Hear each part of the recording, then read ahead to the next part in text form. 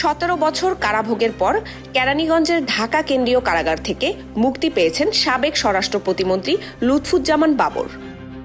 বাবরের ভগ্নিপতি Saadat Rahman the daily স্টারকে বলেন, দুপুর 1:45টার দিকে বাবর কারাগার থেকে ছাড়া পান।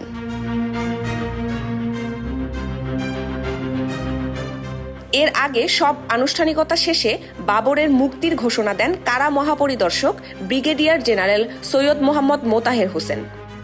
তারও আগ থেকে বাবরকে বরণ করে নিতে কারাগারের বাইরে জড়ো হন পরিবারের সদস্য, দলীয় নেতাকর্মী ও সমর্থকরা।